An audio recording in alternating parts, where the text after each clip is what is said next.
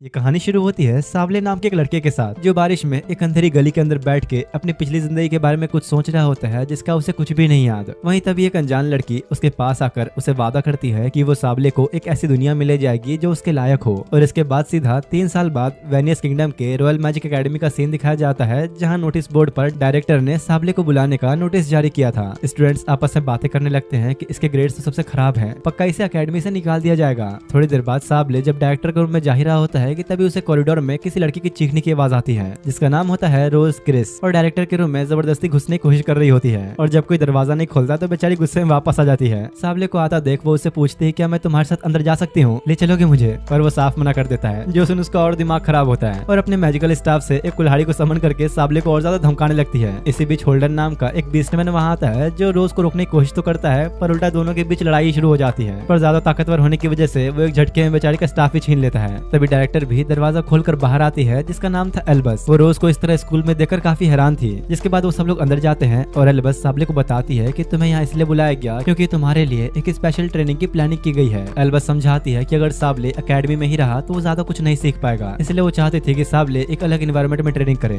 Albus सावले को past के बारे में एक कहानी बताती है कि कैसे 5 साल पहले चर्च और विचेस के बीच एक बड़ी जंग चल रही थी और उस समय वेनियस किंगडम में एक बहुत ही पावरफुल मैजिशियन था जिसने मैजिक को हर जगह फैलाया और विचेस को बचाने के लिए एक बड़ी जंग छेड़ दी। और उस पावरफुल मैजिशियन को खत्म करने वाली भी एल्बस ही थी। पर साथ ही वो ये भी मानती है कि उस मैजिशियन ने लोगों को मैजिक और जिंदगी को एक नए नजरिए से देखना सिखाया। और इन्हीं हालातों को देखते हुए ही एल्बस ने 4 साल पहले ये मैजिक एकेडमी बनाई। लेकिन किंगडम के साउथ एरिया में आज भी विचेस और मैजिशियंस को अजीब माना जाता है और इसीलिए एल्बस ने वहाँ विचेस के लिए एक विलेज बनाया ताकि कम से कम वो नॉर्मल इंसानों की तरह जी सके। और फिलहाल वो चाहती थी कि सावले उसी विलेज में जाए एक मेज बनकर और अगले 3 सालों तक वहीं रहकर सीखे। और अगर 3 साल बाद इंस्पेक्टर से उसे ये पता चला कि सावले अपनी मैजिक एबिलिटीज डेवलप नहीं कर पाया तो उसकी इस स्कूल से जुड़ी सारी यादें और मैजिक को सील कर दिया जाएगा। जो सुनते ही रोज को ऐसा लगता है कि एल्बस सब कुछ अपने फायदे के लिए ही कर रही है और अपने बारे में बताती है कि कैसे उसे डॉन विच के नाम से जाना जाता है और वो पिछले 300 सालों से जिंदा है। और सावले के उस विलेज तक पहुंचने के सफर में वो उसकी गाइड बनने का जिम्मा लेती है। पर एल्बस साफ मना कर देती है क्योंकि उसने पहले ही एक विच को चूज कर लिया था। तो रोज कहती है कि ठीक है, अगर ऐसा है तो फिर तो मुझे घर जाने को मिलेगा। और अथॉरिटी से लिया हुआ अपना परमिशन दिखाती है कि अगर कभी उसकी जॉब चेंज हुई तो वो अपने घर जा सकती है। तो ना चाहते हुए भी एल्बस को सावले के साथ रोज को भेजना ही पड़ेगा। जो देख उसे बहुत गुस्सा आता है कि आखिर तुम ऐसा कैसे कर सकती हो।